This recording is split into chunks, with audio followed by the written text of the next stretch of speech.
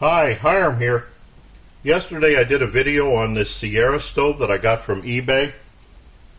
I've been wanting one of these things for the longest time. I've played with a couple of stoves that emulated kind of like what this does, but I'd always wanted one of my own. And I found one on eBay at a decent price, and I think I found out why. Yesterday I was kind of excited when I opened this up. But since then, looking at it and playing with it a little bit, I'm a little bit disappointed. Quite a bit disappointed. I'm hoping that this is an early model of the Sierra stove. The instruction sheet that I got with it has a date on the top of 897. Now that could just mean that was when this form was made up, or it could mean that I have a really old version of this stove. Some of the things, when I opened it up, took it out of the package, it came apart. And it's because the thing is busted, poorly made, whatever you want to look at it as. I thought I'm going to have to fix this, and before I did that, I thought maybe I'd show you what it looks like under the hood, so to speak. One of the things in the video was, I had said it looked like the battery pack was missing. I was expecting a black plastic box with a switch on it. What this one has is it was tucked in like this. It's just some sheet metal box with wires, just wire nut connected. I don't know if you can see that. It uses wire nuts.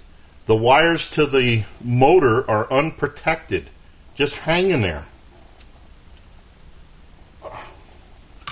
The box it's the switch and the battery pack, just made out of sheet metal.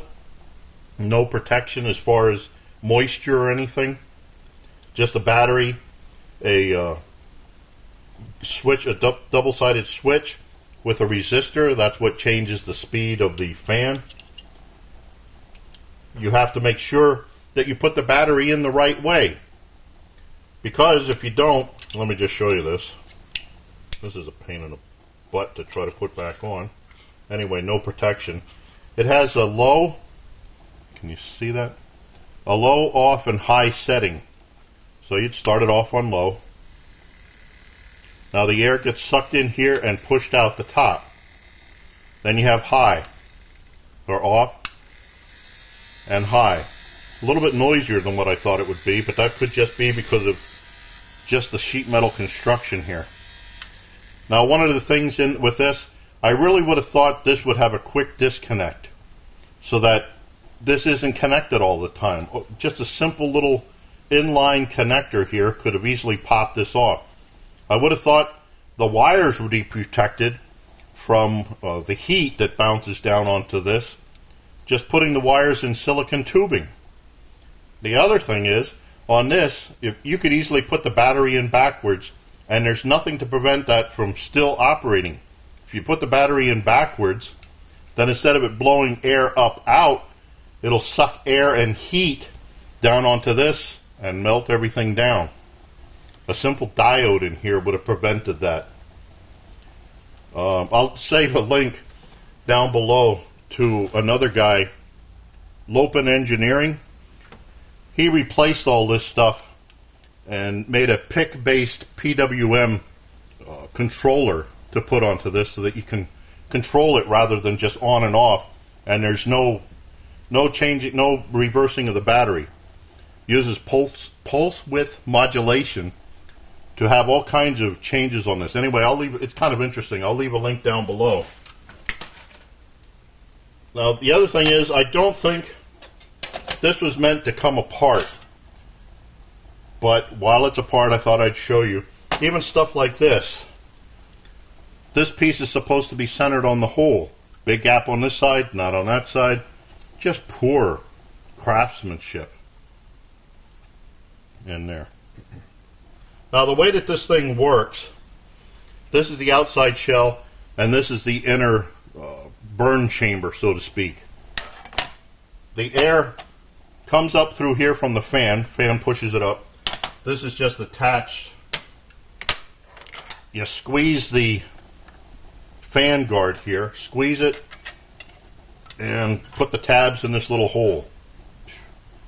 And that does that. So then this blows air up. It comes in through here and gets deflected to the side, which then this is in here. So the air's coming up through here. This is an outer shell on the inner shell. The air comes up and there's a gap all along here, which pushes the air back down and comes out of these holes in the bottom. This is not a wood gas stove. This is basically a forge, just like you'd find in a blacksmith shop. And on my old site, you've seen a couple of videos where I've made some cheap forge using muffin fans and stuff. A quick drawing of this, crude drawing. Hopefully you can see this. The fan pushes the air up through the bottom. This is the outside shell, this part. So the idea is that it pushes the air up. Oh, I'm sorry, wrong way. Pushes the air up, and the deflector pushes it to the side. Now this is just stands to keep this top plate in place. The air comes up, it's cold, pushes up the outside, and then down through here. Now the idea is that the fan pushing the air past the burn chamber heats it up, and then it comes in through these holes on the side. So cold air gets warmed up and then into the forge. And that's basically all there is to it. Just that, I don't know.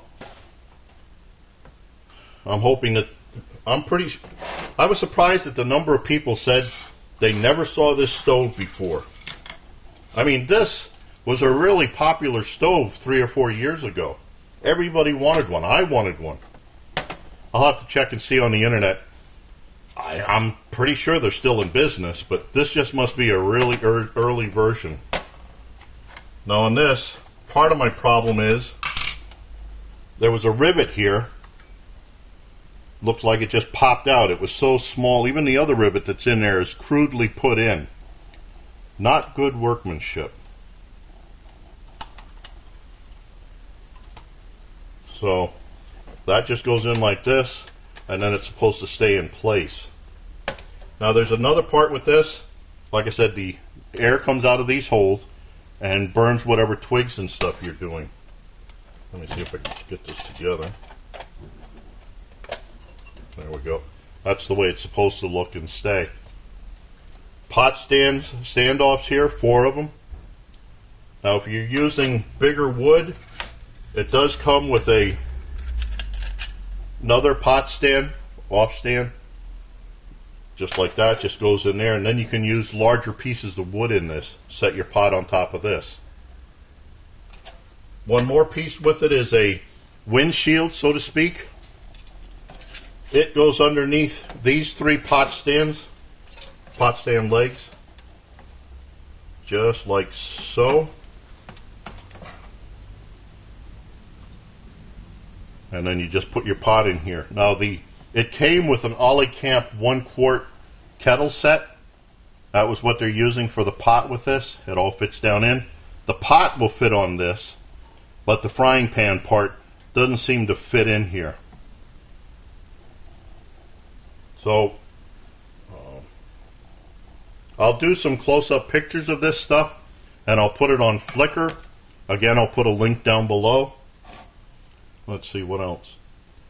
If you've been watching my videos, you know that every time I get a wood-burning stove, I always like to test it with a Trangia burner. I've had times in the rain or in areas where you couldn't, on the rocks and stuff, you couldn't find any wood to even burn. Grass, maybe. I always like to carry a Trangia burner with me, so I always test these with that to see how well it works in here. It fits down in.